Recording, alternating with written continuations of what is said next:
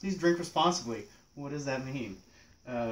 So, in the 80s, there were a huge rash of drunk driving incidents. Well, really, a lot of traffic fatalities in general, but people attributed them to drunk driving. So, a group called Mothers Against Drunk Driving, boom, also known as MAD, formed in response to this, and they put a lot of pressure on legislators to increase the drinking age from 18 to 21, thinking that this would decrease the amount of drinking and thus drunk driving, and yay, it would be better for everyone.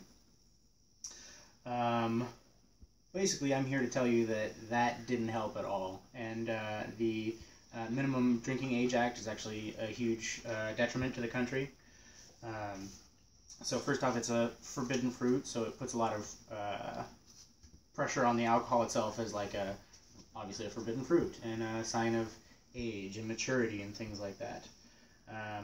Actually, according to the Center for Disease Control, and they did a study among different high schools, and 33% of the high school students said that in the last 30 days they had consumed some type of alcohol. So obviously the law is not effective. Currently, a third of the high school population has consumed alcohol. And the same study, in fact, discovered that teens who binge drink are more likely to actually become alcoholics than their 21-year-old counterparts. So the problems with binge drinking specifically also increased as the age increased, specifically in 1987 in college students. So the National Institute on Alcohol Abuse and Alcoholism did a study from 82 to 87. And so actually, so the data said that students between 1982 to 1987, 46% of those students said that they vomited after drinking alcohol. That age rose after the data rose after the year that they instituted this alcohol age raise to 50% after.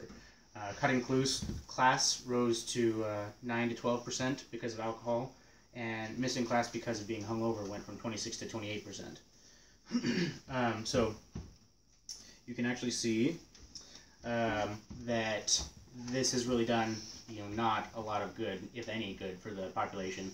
And I argue that it's because college students go to college and they are not practiced in drinking because their parents haven't taught them or schooled them or introduced it to them in, with meals, like in other cultures that have a much decreased incidence of binge drinking problems in comparison to that of the U.S. So this is actually from the Mothers Against Drunk Driving website, and this is the traffic fatalities going from 1982 to 2010, and the policy here for alcohol being raised to 21 was instituted in 1984, so right here. You can actually see that the data says that the incidences of drunk driving were actually decreasing already, even before this policy was instituted. So it's obvious that there's not really a correlation between drunk driving and the minimum age for drinking.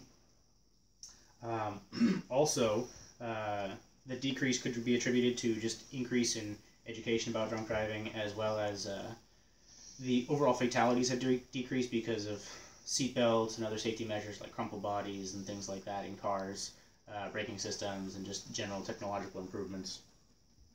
Also because of taxis, it's like free taxi programs from bars, designated driver programs, and as well as the increase in penalties for driving drunk. They've become practically like life ruinous since the 80s, which is not a bad thing in my opinion.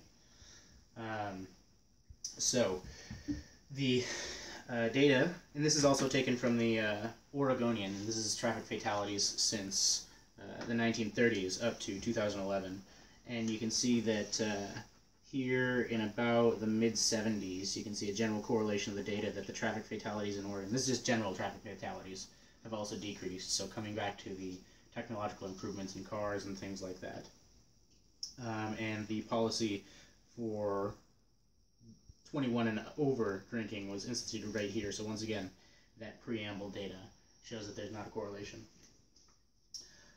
So we can conclude that the raising from 18 to 21 doesn't keep alcohol out of the hands of teenagers.